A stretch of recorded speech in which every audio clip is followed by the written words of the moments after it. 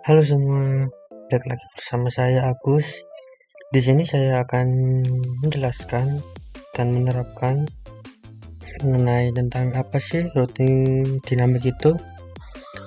Routing dinamik itu yaitu atau dynamic routing adalah sebuah router yang memiliki dan membuat tabel routing secara otomatis dengan mendengarkan lalu lintas jaringan dan juga dengan saling berhubungan antara router lainnya. Protokol routing mengatur router-router sehingga dapat berkomunikasi satu dengan yang lain dan saling memberikan informasi satu dengan yang lain dan saling memberikan informasi routing yang dapat mengubah isi forwarding tabel tergantung keadaan jaringannya. Dengan cara ini, router-router mengetahui keadaan jaringan yang terakhir dan mampu meneruskan data ke arah yang benar. Dengan kata lain, routing dinamik adalah proses pengisian data routing di tabel routing secara otomatis. Nah, sekarang langsung saja kita menerapkannya seperti biasa di Cisco pakai Crasher ya. Kita terapkan. Pertama-tama kita setting di routernya, ya kan kita ini yang kemarin itu kita setting routing statik. Kemudian kita akan ganti ke routing dinamik, yang dimana kita hapus terlebih dahulu settingan routing statik yang sudah kita buat kemarin. Kita hapus, remove. Di router keduanya juga kita hapus, remove.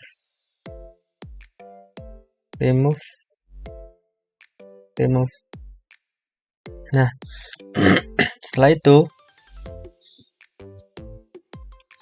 itu kita akan mengubah version RIP-nya dulu agar nanti lebih mudah. Nah, ini kan di router kan di RIP pakai RIP ya. Di RIP kan versinya belum ada ya. Jadi kita setting dulu versinya di CLI. Kita ketikkan di bawah sini, kita ketikkan no auto summary, kita enter, kemudian kita ketikkan version 2.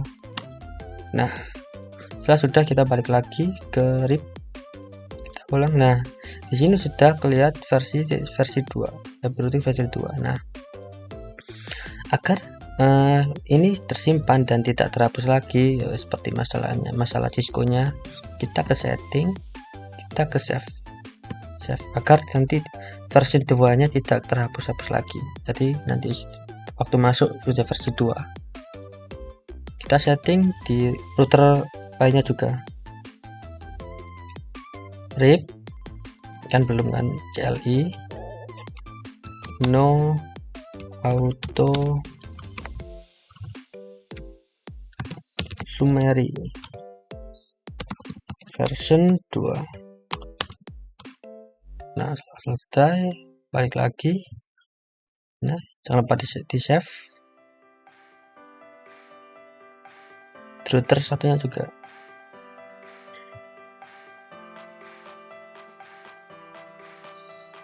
No auto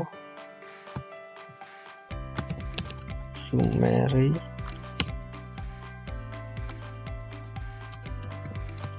version 2.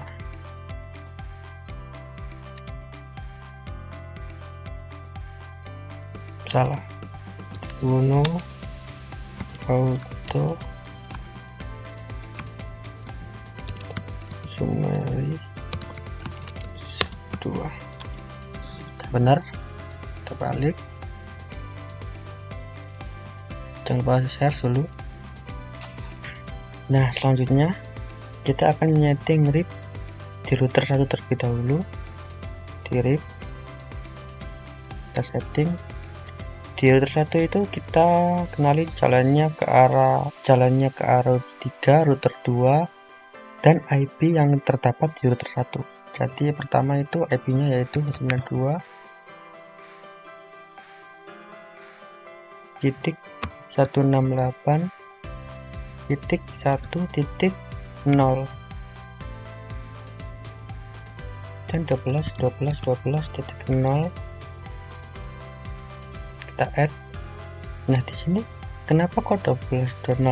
Karena udah settingan sananya ya, udah settingan Cisco nya ya, otomatis. Meskipun kita coba ya, kita ke yang arah router 13.13.13.3 itu akan otomatis jadi sama 13.0.0.0.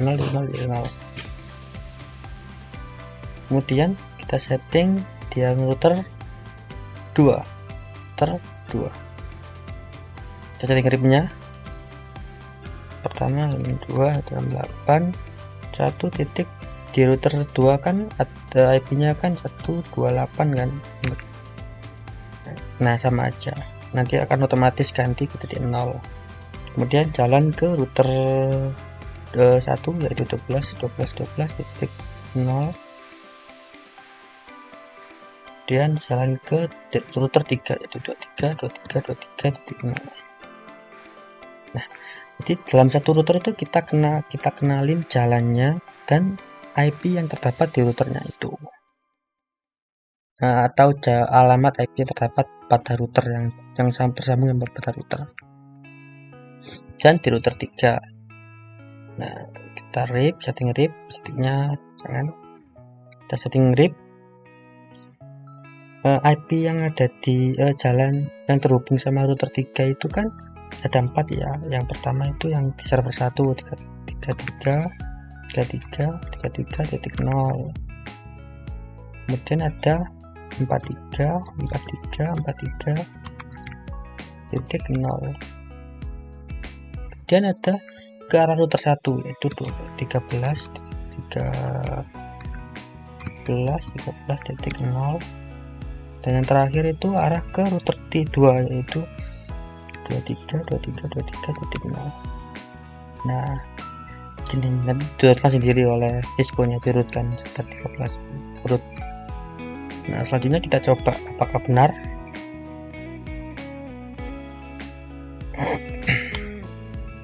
Kita coba ini biaya emulasi. Kita coba dari router 1 ke server 1, apakah bisa? Nah bisa, udah disetting otomatis oleh si Cisco nya, si dynamic routingnya udah disetting otomatis. Jadi kita cuma ngenalin doang, nggak usah ngarahin, jadi lebih mudah. Nah udah, terus kita cek dari 1 ke 3, 1 ke router 2. Bisa balik lagi.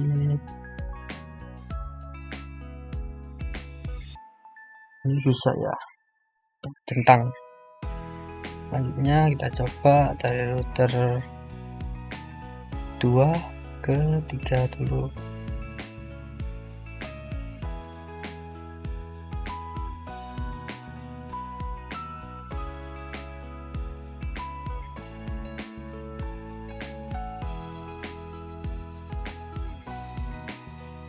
Nah sudah bisa. Kita coba dari router 1 PC1 ke server 2. Nggak bisa karena sudah dikenalin oleh router 3 nya. Pasti belok kanan. Bentar, masih awal. Biasa itu kebiasaan Cisco ya.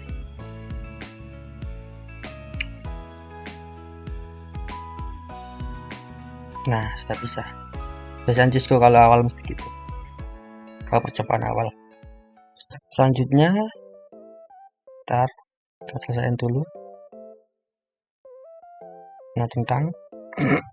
Nah selanjutnya kita coba putusin kabelnya. Kita coba ya, putusin dari kabel sini. Ini kita putusin. Ini kita putusin.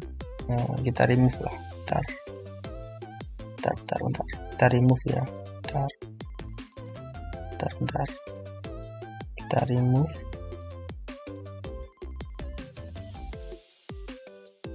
Ini ya, kita remove ini kabel ini. Nah sudah. Sekarang kita coba kembali. Kita coba dari router 1 PC1 ke server 1. Apakah masih bisa?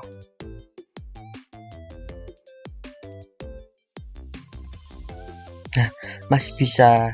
Cuma ya si router ini otomatis akan mencarikan jalan lain, jalan alternatif ke server 1 supaya bisa ke server 1, meskipun harus mutar dulu ke router 2, router 3 baru ke server 1.